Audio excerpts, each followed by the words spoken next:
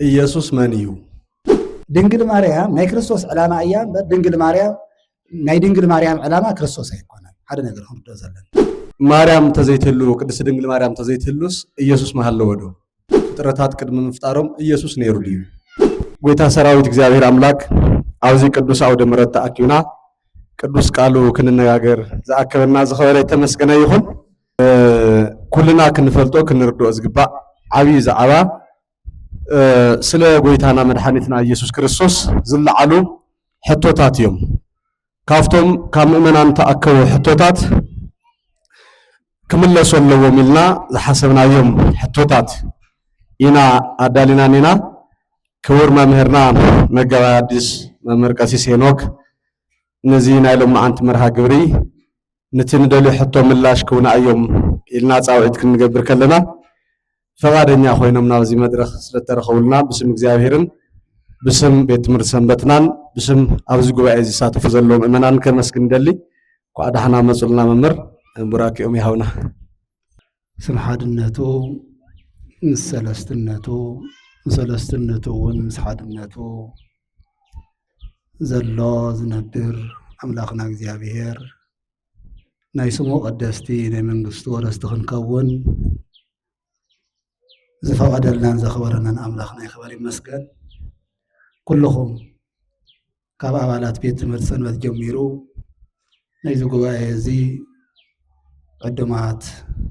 ናይዚ መኣዲ እዚ ተሳተፍቲ ደቂ እግዚአብሔር ኣሕዋትና ዝዓበኹም ዝነኣስኩም ህፃናት ደቅና ከመይ ዒላትኩም ጓዓብ ፀሓኩም ከመይ ኣለኹም? እግዚአብሔር ኣምላኽና ብፀግኡ ብምሕረቱ ረድኤቱ ሓልዩ ናይቲ ርዳኤ መነባን ቅዱስ ሚካኤል ክብረ በዓሉ ኣኽቢርኩም ኣኽቢርና እንሆ ድማ ነቲ በዓል እሱ መሰረት ዝገበረ ጉባኤ እናተኸታተልና ክንነጋገር ክንመሃሃር ክንመኻኸር ወቅቱ ብዙሕ ማዕበልን ነፋስን ዝበዝሖ ዘመን ስለ ዝኾነ ነዚ ማዕበል እዚ ከመይ ብጥበብ ንሰግሮ ነዚ ነፋስ እዚ ከመይ ንከላኸሎ ከመይ ንሕልዎ ከመይ ነስተውዕሎ ዝብል ኩሉ ግዜ ናይ እግዚአብሔር ቃል መሳደልና መርከብና እዩ እሞ ሕዚ እውን ካብ ልብኹም እናተኸታተልኩም እቶም ዝቐረቡ ሕቶታት እግዚአብሔር ብዘቐበለኒ ሊቃውንትና ብዝመሃሩኒ ኩላትና እቲ መልሲ እናተመለሰ እዩ ዝሓድር። ሓደ ነገር ግን ክነግረኩም እየ ደልየ እንታይ ተመለሰ ሓዲሩ ንሕዚ ዝበፅሐ ሕቶ ከም ዘየለ ርግፀኛ እዩ። ግን ንሕና ይተቐበልናዮን ማለት እዩ። መልሱ ዘይተቐበልናዮ ግን ተመሊሱ እናሃለወ ኩሉ ግዜ ሓድሽ እናኾነ ዝሓድር ሕቶ ኣሎ። በርግፅ ወለዶ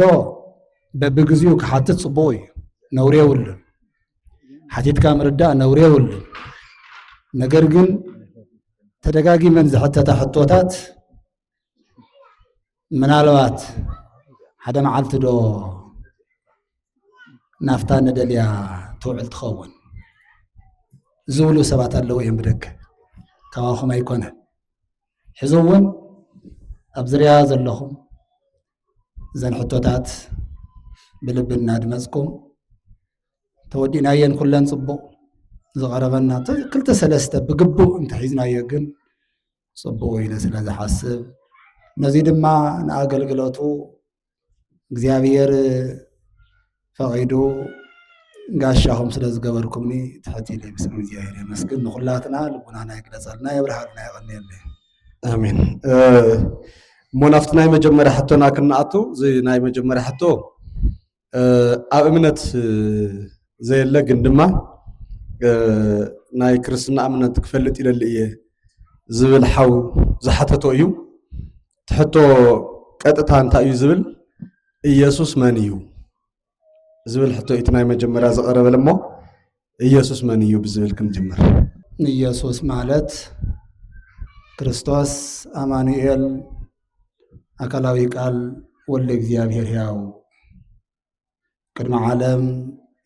ዝነበረ ዘሎ ዝነብር ኮይኑ ኢየሱስ ዝብል ስም እግዚአብሔር መልአክ ንቅድስት ድንግል ማርያም ዮሴፍ ከም ዝነገሮም መድኃኒትነቱን ምግላጽ ዝወጸሉ ስም እንትኸውን አካላዊ ቃል ካብ ቅድስት ድንግል ማርያም በድንግልና ተጸኒሱ በድንግልና ምስተወለደ ዝወጸሉ ስም እንትኸውን እዚ ስም እዚ ኣብ ጽንስ እናሃለወ ናይ እግዚአብሔር መልአክ ዝተናገሮ ስም እዩ። ማንነቱ ወደ አዳም ዘራ አዳም ንምድሓን ወልደ እግዚአብሔር ሰብ ዝኾነ በባህሪ በአምላካዊ ባህሪው ፈጣሪ መድህን ቤዛ ኩሉ ነዛ ዓለም እዚ ካብ ዘይ መንባር ናብ መንባር ዘምፀእ ዝፈጠረ ሕያው ወልደ እግዚአብሔር እንትኸውን ኣብ ስጋዊኡ ድማ ሰለስተ ስም ዝተዋህቦ ክርስቶስ አማኑኤል ኢየሱስ ዝተባህለ ብፍላይ ዛ ስም እዚኣ ድማ እንደገና ወትሰምዮ ስሞ ኢየሱስ እስመ ውእቱ ያድኅኖሙ ለሕዝቡ እነሆ እታ መሳኻ ብሕድር ተዋሂባተካ ዘላ ጸኒሳቶ ዘላ ጽንሲ ካብ መን ከም ዝጸነሰት ሓሲብካ ኣይትጨነቕ ትጸኒሳቶ ዘላ ጽንሲ ብግብሪ መንፈስ ቅዱስ እተጸንሰ እዩ ስሙ እውን ኢየሱስ ክትብሎ እያ ምክንያቱ ኢየሱስ ማለት መድኃኒት ማለት እዩ ኢሉ ናይ እግዚአብሔር መልአክ ስሙን ትርጉሙን ዝነገረና ወልደ እግዚአብሔር አካላዊ ቃል ኢየሱስ ማለት ኢየሱስ ቅድመ ዓለም ነይሩ ክንብል ተለና እንታይ ማለት እዩ? ነይሩ ድዩ? ኢየሱስ ቅድመ ዓለም ማለት ዓለም ቅድመ ምፍጣሩ ፍጥረታት ቅድመ ምፍጣሮም ኢየሱስ ነይሩ ድዩ? ኢየሱስ ክርስቶስ ትማልን ሎምን እዩ ዝበሃል ቀዳማዊ ዳህራዊ እዩ። ሃብተ ቃል ንስጋ ሃብተ ስጋ ንቃል ወይ እውን ሃብተ ስጋ ንመለኮት ሃብተ መለኮት ንስጋ ተገናዚቡ ተዋሂዱ ወልድ ዋሂድ ዝተባሃለ ኢየሱስ ክርስቶስ ቅድመ ዓለም በባህሪ መለኮቱ ነይሩዎ። እንዲያውም ኣብ ግብረ ሐዋርያት ተጻሒፉ ንረኽቦ ወረደ ኢየሱስ ከመያድን ህዝቦ ዝብል ንእስራኤል ኣብ መውፃእ እውን ኢየሱስ ኢሎም ጠቂሶም ድሓር ትምህርት ኣሎ። እስራኤል ተድሕን ተሎስ ኢየሱስ ኢሎሞ ኢየሱስ ህዝቡ ከድሕን መዓዝ ነቲ ናይ ብሉይ ኪዳን ዝስም እዚ መዓዝ ወፂኡ ስመ ትስብእቲ እዩ ኢለኩም ናይ ስጋዊ ስም እዩ። እንተኾነ ግን ኢየሱስ ክርስቶስ በባህርየ ስጋ እዩ ካብ ድንግል ማርያም ዝተወለደ ናብዚ እዩ ስጋ ባህሪው ዝገበረ እምበር በባህርየ መለኮቱ በአካላዊ ቃልነቱ ህልውወ። ምክንያቱ ድሕሪ ትስብእት ድሕሪ ስጋዊ እዙይ መለኮት እዙይ ስጋ ተባሂሉ ስለ ዘይፍለ እንታይ ተባሂሉ እቲ ዘመን ዘይቁፀረሉ ዘመን ተቆፀረሉ እቲ ዘመን ዝቁፀረሉ ድማ እንደገና ጥንታዊ ኾነ። መን ጥንታዊ ኮይኑ ስጋ እንታይ ኮይኑ አምላክ ኮይኑ አምላክ ብምዃኑ ሃብተ መለኮት ንስጋ እንቲአሁ ለቃል ኮነ ለስጋ ወእንቲአሁ ለስጋ ኮነ ለቃል ዝብል ዓብይ ቃል የስምረሉ ቅዱስ ቄርሎስ እንታይ ማለት እዩ? ሃብተ ስጋ ንቃል ኮነ ሃብተ ቃል ድማ ንስጋ ኮነ። ከመይ ኢየሱስ ቅድመ ዓለም ነይሩ ዶ? በኢየሱስ አጸዋዋዕ አይነበረን እምበር በአካላዊ ቃልነት ወልደ አብ ቃል እናተባሃለ ቀዳሚሁ ቃል እናተባሃለ ይጽዋዕ። ቀዳሚሁ ቃል ተባሂሉ ይጽዋዕ። እዚ ቀዳማዊነቱ እውን ብዙሓት ሰባት ከወናውድ ጀሚሮም ነይሮም እዮም። ንምንታይ? ሓደ አርዮስ እዩ እንታይ ኢሉ ፍጡር ኢልዎ ነይሩ። ስለዚህ ፍጡር አይኮነ ፈጣሪ እዩ። አውሊናሪዮስ እውን ለፌ ማርያም ክዋኔሁ እና አውሊናሪዮስ ዝተባሃሉ ጉጅለ እዮም። በርግጽ ብዙሓት እዮም። ናይ ግሪክ ፈላስፋታት እዮም። ፍልስፍና ምስ ቴዎሎጂ ዝተምሃሩ እዮም ነይሮም። ነገረ ስነ መለኮት እውን ተማሂርና ኢሎም ፍልስፍና እውን ናይ ፊሎዞፊ ምሁራን እዮም ነይሮም። ካብ ማርያም ነነዘ እዩ ናብዚ እዩ ኢሎም ነይሮም። ነገር ግን ኢየሱስ ክርስቶስ ካብ ድንግል ማርያም ናብዚ ኣይኮነን። እምቅድመ ይትወለድ አብርሃም ሃለውኮ ኣነ አብርሃም ቅድመ ወላዱ ነይረ 8 ቁፅሪ 58 ኣብ ዮሐንስ ወንጌል ምዕራፍ 8 ቁፅሪ 58 እንታይ ዝብል እምቅድመ ይትወለድ አብርሃም ሃለውኮ እዚ ትብሎም ተሎ 50 ዓመት ኣልብከ አብርሃም ሃሪእከ ይብሉ ነይሮም ቶም ኣይሁድ 50 ዓመት ዘይመልአካ ንስኻ ገና ወዲ 32 ወዲ 33 ዓመትስ ደሞን አብርሃም ካሪእካዮ ይብልዎ ነይሮም ታቶም እሶም ዝብሎም ዘሎ ካሊእ እሶም ዝብልዎ ድማ ካሊእ እምቅድመ ይትወለድ አብርሃም ሃለውኮ እንትብሎም እንተሎ ብመን እዩ ብምንታይ በባህርየ ስጋ ኣይኮነን ታይዳ በባህርየ መለኮቱ መን ዳ እዩ ቅድሚ አብርሃም ነይረ ኣነ ዝብሎም ዘሎ ኢየሱስ ክርስቶስ ስለዚ በቲ ሃብትነቱ እቲ ሃብተ ስጋ ንቃል ገንዘቡ ብምዃኑ እቲ ዳሕራዋይ ቀዳማዊ እቲ ቀዳማዊ ዳሕራዋይ ኮይኑ እዩ እዚ ስም እዚ ቅድሚ ስጋዊ ከናትፀውዐሉ ነይሩ ዶ ይትፀውዐሉ እንተይልና ግን ኣይትፀውዐሉ መዓዝ ዳ ትፀዊዐሉ ካብ ኣምላካዊነት ናብ መድሃኒትነት ምስጢር እንትንሰጋገር እንተላና ምስጢረ ስላሴ እንትንመሃር ወልድ አካላዊ ቃል ወልደ አብ እንትኸውን እንተሎ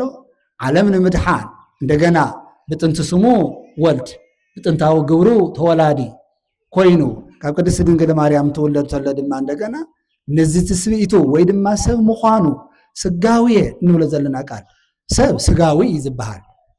ኣምላኽ ግን ስግው እዩ ዝበሃል ሰብ ስግው ኣይበሃልን ሓደ ነገር ክነግረኩም ሰብ እንታይ እዩ ስጋዊ ስግው ማለት ባህሪኡ ዘይነበረ ስጋ ገንዘብ ዝገበረ ስግው ይበሃል ተሰብአን ተሰገወን ንኢየሱስ ክርስቶስ ጥራሕ እዩ ዝነገር ሰብ ግን ስጋዊ ኣብቲ መጽሓፍ እውን ንህነሰ ስጋውያን ንህነሰ ስጋውያን ዘይኮነስ ንህነሰ ስጋውያን እዩ ተነጋግርኡ ስለዚ ንሕና ስጋውያን ኢና ወልደ አብ ኢየሱስ ክርስቶስ ግን ስግው እዩ ስለዚ ኢየሱስ መን እዩ እንተተባሂሉ ወልደ አብ ወልደ እግዚአብሔር ወልደ ማርያም ወልደ እግዚአብሔር ወልደ አብ በመለኮቱ ወልደ ማርያም በትስብኢቱ እዩ ስለዚ ከም ተቀዲመ ዝነገርኩኩም ቅድመ ዓለም ነይሩ ድዩ ወበባህርየ መለኮት ህልው እዩ ቀዳማዊ እዩ ኣምላክ ዘማ ኣምላክ እዩ እዚ ስም እዚ ኸ ኢየሱስነቱ ኸ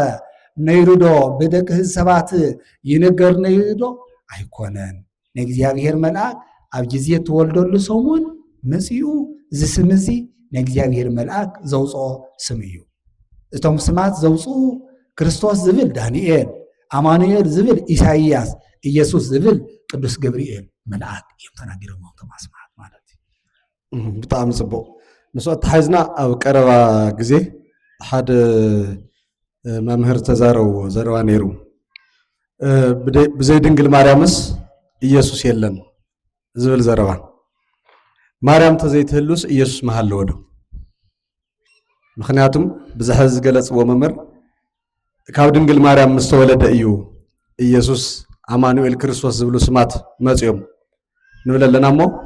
ማርያም ተዘይትህሉ ቅድስት ድንግል ማርያም ተዘይትህሉስ ኢየሱስ መሃለዎ ዶ ወይ ግልጽ ድያ ታሕተ ኢየሱስ መሃለዎ ዶ ወይ እንታይ ዝሕቶ ማርያም ዝብል ስያሜ ተዘይህሉስ ወይ ካሊእ ስያሜ ካብ ዝወሃባ ሰበይቲ ኢየሱስ ክውለድ ይኽእል ነይሩ ዶ በርግጽ ፊዚክስ ዝለመደ ሰብ ሕቶ ምቕራቦ ይኸብዳል ናይ ፊዚክስ ይባል ዝሕቶ ዓይነት ሓቂ ተረዲኹም ናይ ፊዚክስ ሕቶ ይመስል እንታይ ማለት እዩ ከምዚ ተዘይኸውንስ ከምዚ መኾነ ዶ ኢየሱስ ክርስቶስ ይሁዳ ተዘይሰቕሎስ ምተሰቐለ ዶ ተዘይሸጦስ ምተሰቐለ ዶ ኣይሁድ ተዘይሕዝዎስ ምተሰቐለ ዶ ጽሉ ኩሉ ግዜ ናይ እግዚኣብሔር ዕላማ እናመወገተ እናተኸራኸረ ዝነብር ኣተሓሳስባ እኒአና ኣብ ርእስና ድንግል ማርያም ናይ ክርስቶስ ዕላማ እያ እምበር ድንግል ማርያም ናይ ድንግል ማርያም ዕላማ ክርስቶስ ኣይኮነን ሓደ ነገር ክንርድኦ ዘለና ኩሉ ኣብዚ እኒአ ፍጥረት ናይ እግዚኣብሔር ዕላማ እዩ ከምዚ ተዘይኸውንስ ከምዚ ምኾነ ዶ ህልውና እግዚኣብሔር ብደቂ ሰባት ዝድረስ ዝግደብ ኣይኮነን ስለዚ ድንግል ማርያም ተዘይትህሉ ዝብል ድንግል ማርያም እኳ ህሊና ኣምላክ ዝተቐመጠት እያ ምሕደሪቱ ወላዲቱ መሪፁ ዘቐመጠ ባዕሉ ስለ ዝኾነ ድንግል ማርያም ተዝስእና ነይሩስ ምተረስሩ ሕዶ መሓደገ እንተ ተባሂልና ዝብል ዘረባ ንእሽተን ከምቲ ዓንቱ ዝበልኩም ፊዚክስ ኮይኑ ተሰሚዐኒ ሃይማኖታዊ ቀጢሉ ንምሕታቱ ምንም ችግር የውልን በርግጽ ኣብ ዓለም ንሓታታይ ምንም ዝኸብደ ነገር የለን ንመላሰ ይጨንቆ ንመላሰ ይጨንቆ እንታይ ዝመባል ትዝሓቶ ዘሎ ሕቶ ብትኽክል ንምርዳእ ብትኽክል ሕቶ ኮይኑ ወድዩ ሕቶ ኮይኑ ወድዩ ኣብ ርእሱ ኢልካ ከምቲ ዓንቶ ዝበልኹኩም ብዙሕ ሰብ ታይሓትት ይሁዳ ተዘይሸጦም ተሰቐለ ዶ ይሁዳ ሓሊፉ ተዘይህቦ ክርስቶስ ምተሰቐለ ዶ ነይሩ ኣይሁድ ተዘይህሉ ኣይሁድ ንምንታይ እዮም ዝርገሙ ዘለዉ ኣይሁድ ተዘይህሉ እኮ ንሕና ይምድሓና ይብልኻ ከመይ ሰም ኮይም ሰቒሎምልና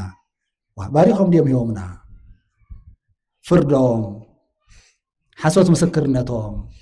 ዘይወንጀለኛ ወንጀለኛ መባሎም እዩ እኮ እምበር ክርስቶስ ከመይ ተሰቒሉ ከመይ ከድሕናና ነይሩ እሶም ንጹሃት ምኾኑ መጀመርያ እሶም ንጹሃት ምኾኑ እሞ እሶም ኣብ በደል ዘይመኣተው እሞ እሶም ሓስዮም ምምስካር እሶም ሓስዮም ምክሳስ እሞ መሓደግዎ ከመይ ከድሕናና ነይሩ ናብ ዓለምና ክኾኑ ነይሩ ግን መፈጸሚ ትንቢት ኮይኖም እዩ ስለዚ ድንግል ማርያም ተዘይትህሉ ዝብል ቋንቋ እውን ከምቲ ዓንቶ ዝነገርኩኩም ክርስቶስ ናይ ድንግል ማርያም ዕላማ ድዩ ወይስ ክርስቶስ ድንግል ማርያም እያ ናይ ክርስቶስ ዕላማ ኢለ ኣነ ከዓ ክሓቶም ዝሓታት ክርስቶስ ማሕደሪቱ ዘየኣሃድር እስመ ሃረይክዋ ዛቲ እቲ መራፊየ ኢሉ ዘመኑ መዓዝ ከም ዝኸውን ክንደይ ሰባት ደማ ሓሊፈን ነይረን እንዳ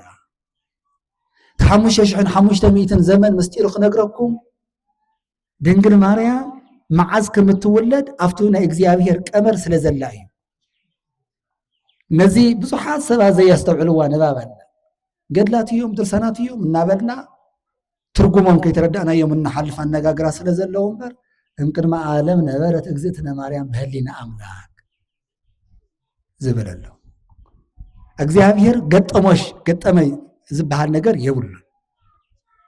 ስሩዕ እዩ ናይ እግዚኣብሔር ጉዕዞ ኣነ ንስኹምን ካብዚ ወፂና እንታይ ከም ዝገጥመና ኣይንፈልጥን ነገር ግን ከይተሰፍሐና እታ ዘረባ ትመልሲ ድንግል ማርያም ናይ እግዚኣብሔር ዕላማ ስለ ዝኾነት ኢየሱስ ክርስቶስ በየነይቲ ኣደ ከም ዘድሕነና ናይ ባዕሉ ስርዓት ስለ ዝኾነት ንዕኡ ድማ እንደገና ዘይምህላው ስለ ዘይስማዕምዖ ስእነት ስለ ዘይስማዕምዖ ድንግል ማርያም ተዘይትህሉ ዝብል ነገር ሕዚ እውን ንሕና ምፂና ሂብናዮ ዘይኮናስ ባዕሉ ዘምፃ ስለ ዝኾነት ንዓዓ ተዘየምፅኣ ኢልና ክንምጉቶ ስለ ዘይግብኣና ንሕና ከም ዝሃብናዮ እሳ ተዘይንህቦ ወይ እሳ ተዘይትውለድ ኢልና ክነቕምፅ ስለ ዘይግብኣና እዚ ሕቶ እዚ ብቕንዕና ንምርዳእ እንድሕር እንደሎ ኮይና ድንግል ማርያም ናይ እግዚኣብሔር ዕላማ ስለ ዝኾነት ድንግል ማርያም ተዘይትህሉ ተባሂሉ እግዚኣብሔር ናይ እግዚኣብሔር ዕላማስ ብናይ ደቂ ሰባት ዕላማ ወይ ድማ ብናይ ደቂ ሰባት ፍቃድ ከም ዝመፀ ጌርና ክንርድኦ ኣይግባእን ይርደውኩም ወለ ይኸውን ኢለ ሓስብ ምናልባት ጥቕልል ኣቢለ ክገልፅ እንተለኹ እየ እምበር ዝርዝር ኣቢለ ንምግላፅ እንተደልየ ኮይነ ድንግል ማርያም ናይ እግዚኣብሔር ዕላማ እምበር ናይ እግዚኣብሔር ዕላማ ብናይ ደቂ ሰባት ፍቃድ ኣይመፅን ኣነ ክወልዶ እሞ ዓለም ከድሕኖ ድያይራ ወይስ ክፈጥራ ክትውለድ እሞ ኣነ ዓለም ካብኣ ተወሊደ ዓለም ከድሕኖ ኣብ ሙኒኡ ኔት ዕላማ ስለዚ ተዘይትህሉ ዝበሃል ነገር ናይ እግዚኣብሔር ብፅሒት ልምንጥል እዩ ዝሓሳብ እዚ የክለኩም ደልያ ኣምዚ ሰበይቲ ሲ ኣነ እንተዘይውለድስ ንመን ትእትዉ ነይርኩም ኢኹም ኢለና ነቲ ሓፍትኺ ኢልዋን እሳ ተዘይትውለድ ኸ ነቲ ሓንቲ ሓፍትኺ ከምኡ እናበሉ ወዲኦም መንኩለን መጨረሻ ዝመለስዎ ደስ ኣይብልን ካብዚ ክናገር ኣይደልን እንታይ እዩ ሕዚ ናይ እግዚኣብሔር ዕላማስ ከም ናይ ሰባት ቀልዲ ተዘይንሪኦ ነገር ግን ተሸፊና ተሓልፍላ መሲላ ከይትስማዓኩም ድንግል ማርያም እኮ ብናይ እግዚኣብሔር ዕላማ ዝተቐመጠት እያ ከመይ ገይርና ንዓዓ ተዘይረኽባስ ምተወለደ ዶ ዓለም መድሓነ ዶ ኢልና ንእግዚኣብሔር ናብ ተጨናቃይ ናብ ዘይከኣለ ነገር ኣምፂና ንምንታይ ንናገረሉ ናቱ ዕላማ እያ ንሳ ንሕና እኮ እግዚኣብሔር ኣምፂኡ ተወሊዱ መንክር ተዓምር ሰሪሑ ምስ ነገረና እኮ ኢና ፈሊጥና እያ እምበር ሰባት እኮ ብትንቢት ይናገሩ ነይሮም እምበር ካብዚኣ ክወለድ እዩ ኢሎም ተወሊዳ قال 15 ዓመት እስካዕ ትኸውን እኮ ኣይፈለጥዋን ነይሮም ሰባት ኣይፈለጥዋን በመን ግን ትፈለጥ በእግዚአብሔር በየናይ በተቆፀሮ ታገላትያ ምዕራፍ 4 ቁፅር 4 ዘላ ወአመ ተፍጻሜተ መዋዕል ፈነወ እግዚአብሔር ወልዶ ወተወልደ እንብእሲት እትብል ተቆፀሮ ናይ እግዚአብሔር እምበር ናይ ሰባት ኣይነበረ ስለዚህ በቆፀሮ ስለዝመፀ ድንግል ማርያም ተዘይትህሉ ተባሂሉ ኣይነገራሉ እግዚአብሔር ተዘይፈቅድ ነይሩ እግዚአብሔር ከም ዘይገበር ነው እና ክንዛረብ ዝገበና እምበር ድንግል ማርያም ተዘይትህሉ ናይ ድንግል ማርያም ህልውና ናይ እግዚአብሔር ፈቃድ ስለዝኾነ የከብደል ኢየሱስ ቅድመ ዓለም ነይሩ ድዩ ዝብል መሊስናዮ ኢና እወ ነይሩ ኢልና ኢና እዚ ማለት ኢየሱስ አምላክ እዩ ካብ ድንግል ማርያም እንድሕር ተወሊዱ ድማ ድንግል ማርያም ሰብ እያ ኢየሱስ ሰብ ኮይኑ እዩ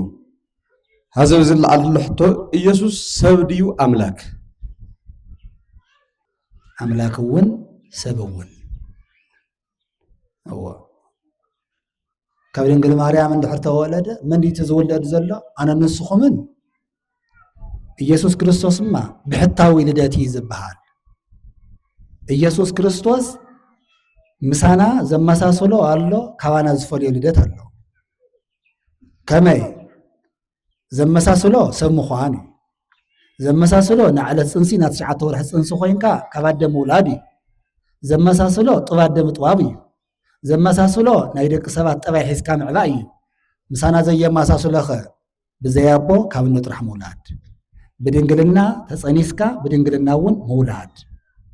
ብድንግልና ተጽነስ እንተሎ ብዘያቦ እናሃለወ ግን ፍጹም ሰው ኮይኑ መውላድ ኣብ ዓለም بزي سبعي يتصنس عدا يلا مدر بزي زرع خمسة تبقول حنتدون بزي زرع بيسي كتصنس أي تخيل زي تيابلو بهوتا لدات يسوع كريستوس بهوتا لدات يابلو درهو أنقع وحتى ودقيها بزي تبعت درهو قلت عايز بحال نسو ناي نفاسي بحال تاي ناي نفاس هو زيول تتحقفه هيوت يول زيت فولتيهم مكان ثم يا بزح انا ما يا خزارب زلن باورو جن مثال يغيرنا خنوسدو تدرهتهم تودو انقوا وحسي هيوت يول ኢየሱስ ክርስቶስ ከመ ደቀ ሰባት ደዝፈልዮ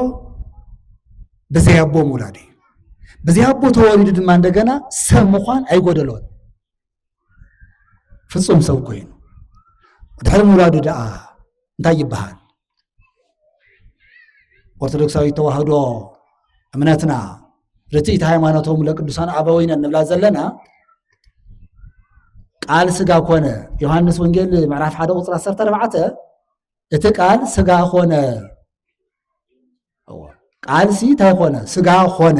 ሆነ ማለት ተለወጠ አይኮነን ተዋሃደ ወሃደረ ስለዚህ ብርቀጽል ሃደረም ኮነን ሃደረ ሕድረት ከያምጽ ኮነውን ተለወጠ ከያምጽ ሃደረን ኮነን ተሐላለየው እንታይ የምጹ ተዋህዶ የምጹ ልብ በልዋ እምነትና እሱ تمنقد احنتنا زي بقى خلي زربايان لنا وقال سغا كونه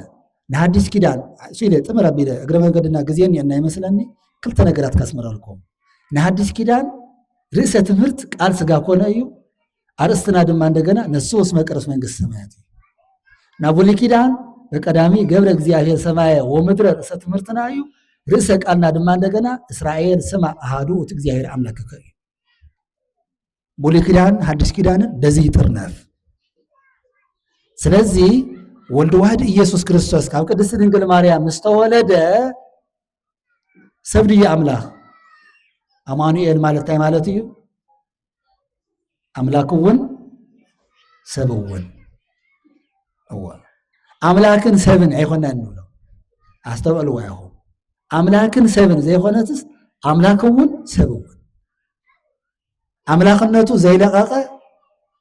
ሰብነት ዘለዎ ሰብነቱ ዘይለቀቀ አምላክነት ዘለዎ አንተ ወንታ ይለኩም ነይረ ሀብት ስጋ ንመለኮት ሀብት መለኮትውን ንስጋ ገንዘቡ ኮይኑ መን በባህር ዝኸደ ስጋ በባህር ይኸይዶ አምላክ እንድዩ መንዩ በምራቁ ጭቃ ለዊሱ ናብ ዓይኒ ናፍቱ ዕውር ዓይኑ አእትዩ ዘብረኸ ናተይናትኩምን ምራቕና ቀፂሉ እውን ሓመድ ተሓዊስዎ ዝኾነ ነገር ብጣዕሚ ለይስማዕማዕ ነገር እኳ ተሪእና ስታይና ንብል ዓይን ሓመድን እዮም ዘይስማዕማዕ ማለት እዩ ቅዱስ ያሬድ ሲ ብዛዕባቱ ጭቃ ናብ ዓይኒ የእቲኻ ምብራህ ርእሲ እንኩሉ ኣነክር ዘገብረ ይብል እሞ ፅውር ይዓውር ህያዋ ዓይነ ኣነስ ይገርመኒ ጭቃ ዓይኒ ይዕውር እምበር ዓይን ደብር ምስ ግን ወቀዋ ኣዩንቲ ይብሎ ዘእውር ተወልደ እዚ እንታይ እዩ መለኮት ስለዚ ኢየሱስ ክርስቶስ ካብ ድንግል ማርያም ምስ ተወለደ እንታይ እዩ እንተይልና ኣምላክ ወሰብ ድንግል ወእም ስለዚ እንታይ እዩ ኢየሱስ ክርስቶስ ሰብ እውን ኣምላኽ እውን ኣምላኽነቱ ምስ ሰብነቱ ሰብነቱ ምስ ኣምላኽነቱ ዝተዋሓደ ግዙፍ ረቂቅ ውሱን ምሉእ ቀዳማዊ ዳህራዊ ኣምላክ ወሰብ ሰብ ኣምላክ እዩ ኢየሱስ ክርስቶስ ከምኡ ተኾይኑ ኣብ መጽሓፍ ቅዱስ ጎይታና ኢየሱስ ክርስቶስ ኣብ መስቀል ኣብ ተሰቐለሉ ግዜ ኣምላከይ ኣምላከይ ንምንታይ ሓዲካኒ ኢሉ ብተመሳሳሊ ኣብ ካሊእ ቦታ ክንኸድ ከለና ድማ ናብ ኣቦይ ናብ ኣቦኹም ናብ ኣምላከይ ናብ ኣምላኽኩም ከኣርግ እየ ኢሉ ተናጊሩ እዚ ንግግር እዚ ሲ ናይ ሰብ ዘረባ ዶ ይኾነን ምክንያቱም ክልቲአን ንርአየን ኣምላከይ ኣምላከይ ንምንታይ ሓዲካኒ ኢሉ ክርስቶስ ኣብ ተሰቐለሉ ግዜ እሱስ ኣምላክ ኣይኮነን ዝብል መግለፂ ዶ ይኾነን ተመሳሳሊ ተኻልእቲ ናብ ኣቦይ ናብ ኣቦኹም ናብ ኣምላከይ ናብ ኣምላኽኩም እዩ ዝብል ዘሎ እንድሕር በዓሉ ኣምላክ ኮይኑ ሲ ከምኡ ክብል ይኽእል እዩ ኣምላኽነቱን ሰውነቱን ዘይለቐቐ ንግግር ኢና ንረክብ ኣብዚ ናይ ዕለተ ዓርብ ንርአይ ኣብ መልዕልተ መስቀል ኮይኑ ካብተን 7 ኣጽርሃ መስቀል ወይ ኣብ መልዕልተ መስቀል ኮይኑ ካብ ዝተናገረን ቃላት ኣምላኬ ኣምላኬ ለምን ተሃደገኒ ዝብል ቃል እዩ ክልተ ነገር ገይረ ክነግረኩም እየ ንሓተቲ መጀመርያ መልሲ ክኸውን ኢየሱስ ክርስቶስ ከምዚ ምባሉ ሰብ ኣምላኽ ጥራሕ ድዩ ወይስ ሰብ እውን እዩ ሕዚ ኩሉ ግዜ ናይ መለኮቱ ነገር እንትንገር እንተሎ ሰውነቱ ዝጠፈ ይመስል ናይ ሰውነቱ ንግግር እንትንገር እንተሎ ድማ እንደገና መለኮታዊነቱ ዝጠፈ ይመስል ልብደልኩም ኣለኹም ንኣብነት ፈርሐ ዝብል ኮን እዩ ፈርሐ ኣብ ሓሙስ ምሸት ትፅባሕ ዝቕበሎ መከራ ሓሲቡ ትፅባሕ ዝሰትዮ ፅዋዕ ሞት መሪር ሞት ሓሲቡ ደም ሻዕ ዝጥፍጠፍ ረሃፁ ወይቡ ወይ ድማ ወይባ ትፈልጡ ዲኹም ብጫ ይኹም ትፈልጡ ይመስለኒ ንስኹም ደቂ ከተማ ስለዝኾንኩ ወይባ ማለት ተፍትኒ እዚ ብጫ ክዳንኩም ወይ ወንበርኒ ተቐጠልዎ ዘለኹም ናይዞም ባህታውያን ክዳን ወይባ እዩ ዝበሃል ወይባ ኦም እዩ ግን ካብኡ ስለ ዝሰቲ ከምኡ ዓይነት ስለ ዝግበር እዩ ወይቡ ፃዕዳ ረሃፁ ወይቡ እስካዕ ዝንፅፍፀፍ ሻዕ ዝረግፍ ሰገደ ፈርሐ ይለና ካብዚ ንጀምር ኣምላኽ እንተኾይኑ ተኾይኑ ይፈርሕ ንብል ሰብ ደይኮነን እዩ ሰብ ደይኮነን እዩ ሕዚ ኢየሱስ ክርስቶስ ኣምላክ ወሰብ እዩ እንተይልና ፍጹም ባህርየ ስጋ ኣለዎ ናይ ምፍራሕ ናይ ምቕንዛው ናይ ምፅማዕ ናይ ምጥማይ ኣለዎ ንምንታይ ፍጹም ባህርየ ሰውነት ፍጹም ባህርየ ስጋ ስለ ዘለዎ ኣብ መልዕልተ መስቀል ኮይኑ ዝተናገሮ እንታይ ኮይኑ ብዙሓት ሰባት ተዋህዶነት ለይኣምኑ ነቲ መለኮት ነቲ ስጋ ከም ማህደር እዩ ዝጥቀሞ ነይሩ ኣብ ዮርዳኖስ መፅኡ ሓደሮ ድሕራይ ሻዕለተ ዓርቢ ሒዝዎ ተጓዓዘ ኣብ ዕለተ ዓርቢ ተፈሪዎ ኸደ ኣምላኬ ኣምላኬ ህብል ገይርዎ ተዓርግ ተሎ ድማ እንደገና ሒዙ ደይቡ ኢምፒሩ ሃብ ዝበሃል ሰማይ ሓዲግዎ ኸይዱ ድሕራይ ትመፅእ ተሎ ዳግማይ ትምለስ ተሎ ድማ ሒዝዎ ክመፅእ እዩ ዝብሉ ተማዓንቶ ዝበልኽልኩም እቶም ኣውሊናሪዎስ ዝበሃሉ እቶም ፈጢኖስ ዝበሃሉ ብዛዕባ ተዋህዶነት ዘይፈልጡን ዘይኣምኑን ዘይተማሃሩን ከምዚ እናበሉ እናፈላለዩ እናነፃፀሉ ከም ማህደር ናእተኻ እናውፃኻ ዝንቀሳቐስ ገይሮም ዝናገሩ ብዙሓት እዮም ነገር ግን ኣምላኬ ኣምላኬ መባሉ አባ ማሐፅን ነፍስየ ውስተ እዴከ መባሉ እዚ ኩሉ ብምሉኡ ሰውነቱ ዘረጋግፀልና እዩ የክብለኩ ካሊእ ምስጢር ድማ እንሄዎ ይብለና ኣብ ትምህርቲ ዋዓት ካሊእ ምስጢሩ እንታይ እዩ ዲያብሎስ ዙርያ ዙርያ እናተመልከተ እዩ ነይሩ እዚ ተሰቂሉ መን እዩ መኑ ዝንቱ ናለን ኣብቲ ባህሪ ኣብቲ ትምህርቲ ዋዓት ተነውዮ መን እዩ እዚ ከምቲ ኩሉ ግዜ ነብሱ ካብ ስጉኡ እናፈለኹ ናብ ሲኦል ዝወስዶ ዘለኹ ተራ ሰብ ዲ ወይስ ኣይኮነን እናበለ ይርኢ ነበረ እሞ ኣምላኬ ትብል ተሎ ሰሚዑስ ለኣቅርቦተ ሰይጣን ከምኡ በለ ተናገረ እሞ ዲያብሎስ ቅርብ ኢሉስ ክሕዞ ወይ ክቆራረዮ ሞኪሩ ነይሩ ይብል ለኣቅርቦተ ሰይጣን ክቐርብ ዳሕራይ እንታይ በለ በቲ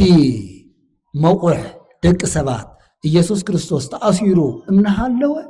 ዲያብሎስ ድማ برقيق سنسلت بملكوتاوي سنسلت يمقح نبره حتى هي بلد ديابلوس منو زنتو زمدر لبسه من يز مدراوي زسقا لبيسو زواقع نزلو